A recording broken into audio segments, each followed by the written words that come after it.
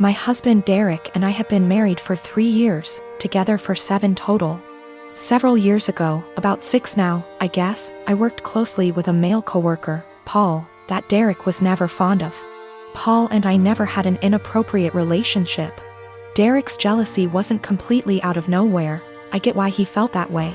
Those couple years were a perfect storm of relationship stress. I was working long hours. We were living apart after trying and failing to move in together. Our relationship was still fairly new. And then you add in a handsome coworker I had to spend long hours with and saw more than my boyfriend at the time. Paul was the source of several fights. Again, we never did anything that wasn't completely kosher. Eventually I told Derek he needed to trust me and get over it, or we were going to have to break up. He said he would stop worrying, and for the most part things were good. When Paul transferred out of state a few months later, things were really good. There were no worries at all, and our relationship has been amazingly strong ever since. This last weekend, my husband went out with a couple friends to some bars and a football game. When he came home, he was pretty wasted. We talked for a bit, and he mentioned how a friend of his had told him that he broke up with his girlfriend because she cheated on him. I commented on how that was a bummer and good for him for finding out before they got too serious. Derek, however, had a different take on it. He said it was a shame because they had seemed like a good couple, and if they really loved each other his friend could move past the cheating. Just like he had with me. At first I thought my husband was admitting to cheating on me, and asked him what he meant. He told me he always knew that Paul and I had slept together at least once all those years ago. But he knew I was the one for him and forgave me. I told Derek that I had never so much as even hugged Paul, except maybe at his going away party, let alone slept with him. Derek sort of just patted me on the arm, said of course, and passed out. The next morning I asked him about the conversation and he said it was okay, he had forgiven me, it wasn't even an issue. I again stressed that I had never cheated on him with anybody and I needed him to believe me. He sort of did the same, of course you didn't, babe wink thing again, and went to work. Every time I've tried to talk to him since, he won't hear me out. I'm this close to losing it with him. I need him to know that I never cheated, and I'm hurt that he thinks I would do something like that. What do I do? Do I just let him have this since it's not really hurting anything, or what? I don't want my own husband to think so little of me that he thinks I would cheat. That's not who I am. My boyfriend and I have been studying together at university, and while he is studying part-time, working part-time and engaging heavily in his amateur acting career, while I am studying full-time and working part-time, we share one subject at uni together. On top of this he is trying to pick up another hobby while looking after his grandfather who is in his final stages, in a nursing home.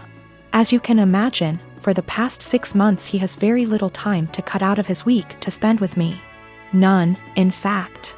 I have been fine with this for the most part. I have been driving 45 minutes 3+// times a week to get to his house so we can steal a few hours together, but he doesn't have time to spare. This is an inconvenience I can live with. However, he has been asking me to do a lot of other things too. He has frustrated me multiple times with demands that I visit his grandfather, who does not recognize me, for 2 hours, which turns into 4.5 hours, or help him with a family matter, which lasts 5 hours or so. Every time this happens, he promises he will drive me home. And every time he says he doesn't have time anymore and I need to catch the train home, 1 hour plus walking. I have spoken to him about how this is unfairly affecting me, and he seems to take it on board, but just forgets again the next time he needs something. After forcing me to spend $600 plus on his best friend's destination wedding, the weekend before we both had 2 major exams due, he demands that we switch our exam times because he didn't spend enough time studying and he needed the extra day. I concede and he squanders his spare day sleeping because he needed it. I take my classes very seriously and I feel very over by his demands. I understand that family matters / best friends are important things, but he has eaten into hours and hours of my study time, and my grades are dropping. Not only that, but it's affecting my emotional health also. I have expressed to him that it is affecting me badly, but he tells me I'm being very unsympathetic and selfish. What's more is that I have about $10,000 in savings. He recently became aware of this and has demanded that I help him pay his bills because we're a team. He is broke.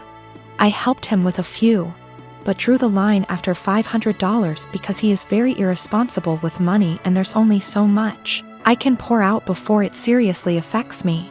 He is also demanding that I give him access to my bank account because we are in this together. And he wants to marry me one day, so we should start sharing now. I don't really know what to do. I want to be a good girlfriend and do what he needs me to do right now, but it's beginning to affect my health. My fiancé, male 28 years old, and I, female 30 years old, have been together for 3 years. I used to live close to work and used public transportation, but after I moved into his house, which is hours away from work, I bought myself a car since I'm a nurse, and also since there isn't any hospitals close to where we live that I could transfer to. My fiancé's car hasn't been working for close to 2 months now. It requires so much money to get it fixed, and he refused my financial help when I offered it. Instead, he would ask to use my car every now and then, and I agreed as long as it's when I'm not working, and also, since he only uses it for trips to the supermarket, etc. On New Year's Eve, he told me he wanted to use my car to go hang out with his friends and celebrate, but I declined because I had to cover a night shift and needed my car to travel to work. He insisted and even suggested I take the night off or swap shifts with another nurse, but I couldn't do that last minute. I thought he dropped it then, but when I went into the shower and got out, I couldn't find him nor my car. I freaked out and started calling for half an hour, but he didn't answer me. I tried again till one of his friends picked up. I demanded he give the phone to my fiancé, but he said they were out and confirmed that he took my car and told me that my fiancé said that it's better that I skip my shift and he'll be back with my car later. I couldn't take it. I felt so enraged. I had my fiancé on the phone telling him I did not consent for him to take my car to go hang out with friends, and said I'd call the police to get it back if he refused to come back with it. But he didn't take me seriously, so I ended up calling the police, and he and his friends were picked up at the bar where they were hanging out, then were taken to the police department. I got my car from there and still went to my shift. My fiancé was let go hours after I left, and he blew up my phone with missed calls and texts about how I was out of my mind to call the police on him and put him in this situation. I did not respond, but when I got off work the next day we got into an argument, and he said he couldn't believe I'd do this to him, but I told him he made me do this, to which he responded that I was petty and callous because not only did I ruin his New Year's celebration, but all his friends aren't speaking to him after I put them in this situation as well, and he then kept giving me silence about it. I did consider this a form of theft, especially since he went behind my back after getting a no from me. But he was shocked that I'd even imply that he was a thief and said what's yours is mine and vice versa, so I shouldn't be using the terms theft and stealing. I have this vegan coworker, we'll call her Vegan, who is very active on FB and in the office about being vegan and how cruel farming is and everything. Each to their own. I don't necessarily disagree with her views on animal cruelty, but here's the thing, I'm a hunter. Not a trophy hunter, but I do shoot feral pigs, rabbits, ducks, introduced, classified game ducks, and foxes, and I fish too. All except for the fish are classified as pests. Foxes especially kill native wildlife and farm animals, and farmers will often put you up on their property for free to hunt them. I have passed tests here, especially for identification of game ducks versus protected species, and practice ethical hunting.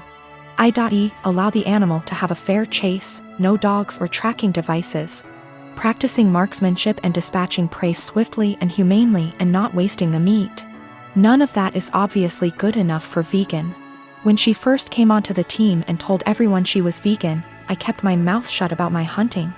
I also think she's really intolerant because she preaches to people about how going vegan will help with their various ailments, and always turns up her nose at people heating up meat in microwave. As a result, we've kind of consciously started excluding her when we get up for lunch. However, last year I started going hunting more regularly with a work friend from another department, whose uncle owns a farm where feral pigs and like are an issue, and he often swings by to have a chat about guns and bows and our next trip, and she found out I was a hunter. This isn't even at our desks, it's in the kitchen area that has tables and stuff, and we sometimes eat our lunches together. Ever since then, every conversation I've had with her, she's referred to hunting and how cruel it is. One time, I wore a leather pencil skirt to work and she had a go at me for wearing animal products. She seems to have singled me because of the fact that I go hunting. My boss has no spine. I've tried talking to him about this. But she just intimidates him and makes it seem like she's been persecuted and he's backed down from that. She even tried to get a vegan shelf in the fridge and tried to rope in some Hindu vegetarian guys to do that, but they pointed out that they use milk and cheese and honey in their cooking. They also think she's nuts. It's gotten to the point where we go out for drinks on a Friday night at 5 and we never ask her. I don't organize these things, a coworker does, but my boss told me, when I brought it up in one-on-one meeting, that she feels really left out and she seems to think it's my fault because I've been here for longer and I'm somehow poisoning them against her, or something. I have since been conscious of this. If anyone starts conversation about vegan, I just say I don't talk to her unless it's work-related and she's more than adequate at her job. It's actually become something of a joke or catchphrase. I told my boss I don't organize anything except official events and she's always been invited. If she's not invited to informal stuff, that's not even organized by me, then that's not my problem. The coworker that doesn't invite her, she managed to piss him off because he's eaten guinea pig, he's from Peru. And she asked him if he'd eaten any of his other pets. For the record, he never ate a guinea pig that was a pet, it's something they eat in Peru. Whenever she brings up hunting or anything, I just point blank ask her there was anything work-related that she wanted to talk about, and if there wasn't, I would start talking to someone else or just walk off. I have asked her multiple times to keep conversations work-related. I never start a conversation with her at all.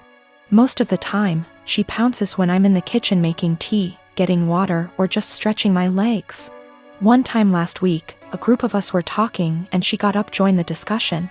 A horrible silence fell over the group to the point where I just excused myself and went to my desk, and so did a few others. It all came to a head in our team meeting today when our boss, usually at the ends, asks if there's any positive news or celebrations outside of work people want to share, like engagements, marathons, charity appeals, etc., and vegan sarcastically asked me how many lives I'd taken last weekend. I got annoyed and said her constant badgering me about my hobbies and choice to eat meat was discriminatory and bothersome, and that unless it was work-related, she was not to engage me in conversation otherwise, and told our scribe to put that in the meeting minutes. She seemed a bit shocked by that and my boss looked uncomfortable but said fair enough. I thought that was the end of that, but the right before our boss went to close the meeting, 2 other coworkers also put their hands up and asked vegan to only engage them in work-related discussions, and that they were also uncomfortable being given non-medical health advice pertaining to their choice to consume meat and their diets. Again, boss looked uncomfortable but asked vegan to respect their wishes and closed the meeting. Vegan didn't look anyone in the eye after that but headed straight to the bathroom. My boss was trying to get one of the coworkers to see if she was okay, and I think one of them eventually checked up on her, but she was in a cubicle and asked to be left alone. She eventually came out and asked my boss to leave early, which she did. I feel awful now. She embarrassed me in front of my team with the lives taken comment, so I pushed back, but I am caught between not wanting her to miserable and not wanting anything to do with her at all. A few of my coworkers and I ended up in a proactive conference call after this with HR, who basically said that always been subjected to unwanted advice and jabs about eating meat was not okay. But some mediation was in order to cut the tension in the workplace. The HR rep then called my boss, who explained what happened in the team meeting and complaints that we'd made one-on-one, etc., but then he went into a meeting room and didn't hear the rest of discussion. I don't know what to do, assuming she comes into work tomorrow, or if I should even talk to her at all.